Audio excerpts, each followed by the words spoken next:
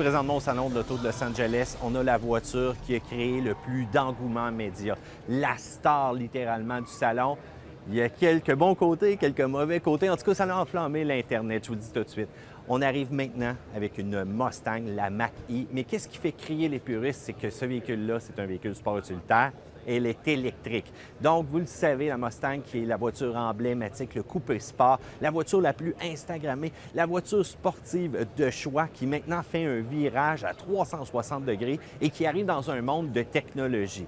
Donc, vous voyez déjà où est-ce qu'on se dirige un petit peu avec le scandale et je vous explique tout de suite pourquoi Ford a décidé d'apposer le chevaux emblématique sur ce véhicule-là, c'est que c'est digne des performances d'une Mustang. Donc, ça fait tout simplement rajouter un nouveau chevaux à l'écurie. Lorsqu'on regarde le style, vous voyez la calandre en avant très agressive. En passant, c'est le modèle GT qu'on a ici. À l'arrière, on reconnaît les traits caractéristiques d'une Mustang. Je dois dire que je trouve que le véhicule est très appréciable. Un très beau design pour un véhicule électrique. Présentement, je pense que c'est justement mon préféré.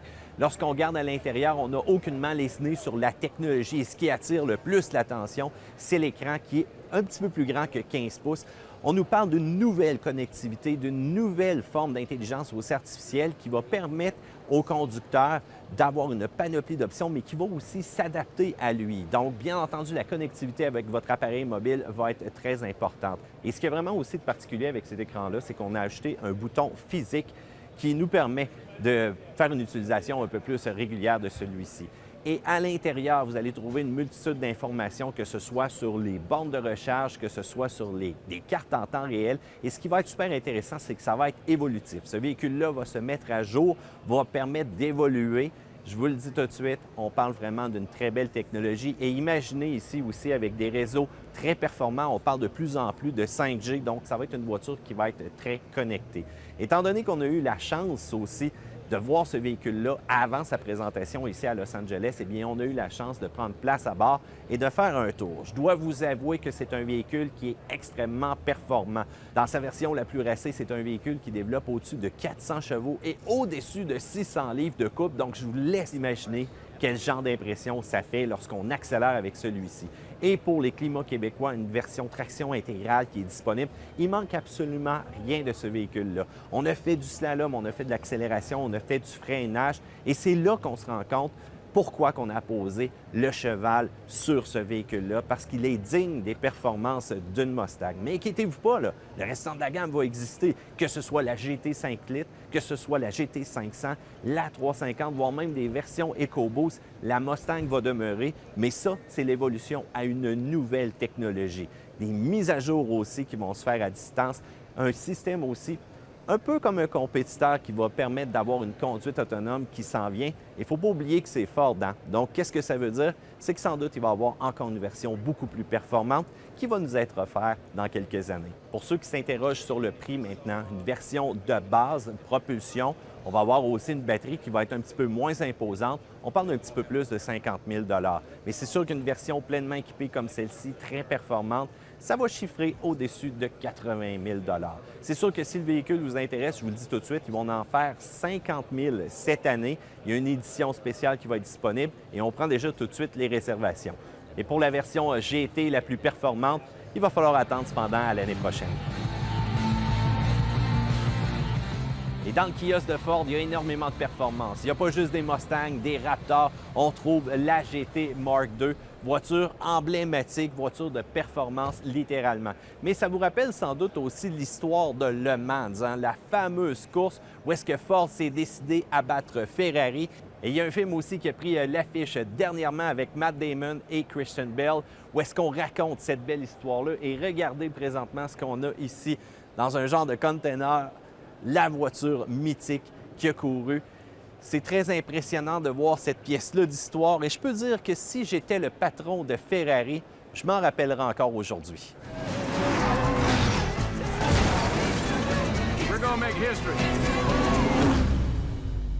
You ready? I was born ready, Mr. Shelby. Hit it.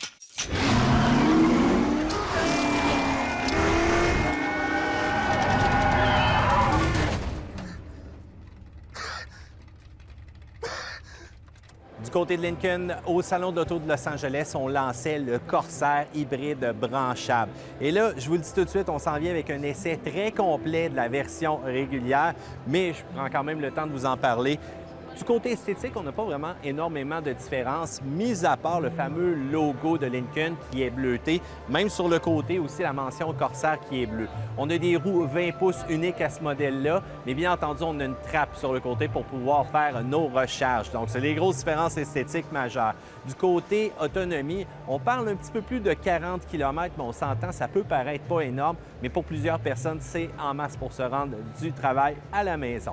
Donc, c'est une motorisation 2,5 litres Atkinson qu'on va retrouver à l'intérieur. C'est partagé avec le Ford Escape, mais j'aime bien le luxe du Lincoln Corsair.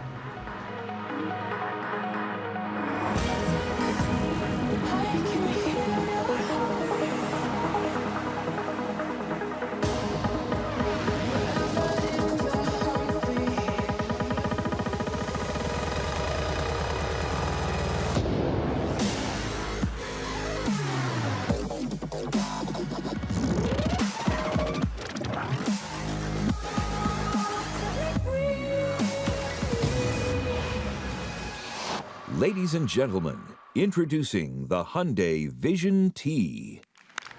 Chez Hyundai, on nous a présenté pas mal de nouveaux véhicules de production. C'est notamment le cas du petit Venue, un nouveau véhicule utilitaire sport dont on aura l'occasion de reparler, et la nouvelle Sonata qui a un design beaucoup plus dramatique et une technologie beaucoup plus aiguisée. Cependant, il y a d'autres véhicules qui ont attiré notre attention, notamment ce véhicule, le HDC 7 ou le Vision T, selon ce que les gens de Hyundai ont mentionné. En fait, c'est la 7e déclinaison d'un même type de design qui a été créé par un studio californien. Ce que vous voyez, en fait, c'est un véhicule plug-in hybride. On ne connaît absolument rien de la motorisation parce que ce n'était pas l'objectif. L'idée, c'était plutôt d'avoir un design particulier avec un coefficient de traînée parmi les plus bas de toute l'industrie.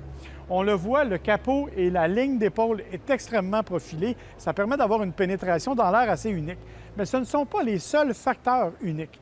Il y a par exemple à l'avant une calandre active où chacune des parcelles de la calandre s'ouvre selon un scénario préprogrammé qui permet d'augmenter ou de diminuer la friction dans l'air, donc d'améliorer la protection.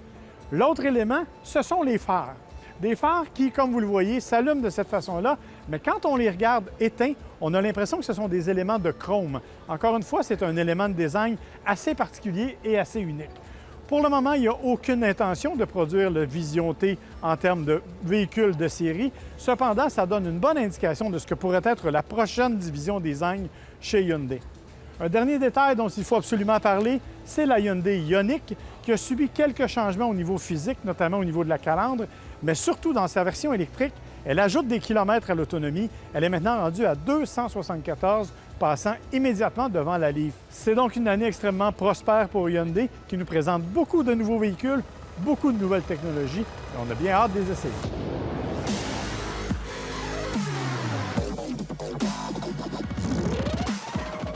Nous sommes chez Genesis où ils ont présenté la G90. La même voiture que nous avons eue en studio, elle vient juste d'arriver ici aux États-Unis. C'est rare, mais au Canada, on l'a eu en grande primeur.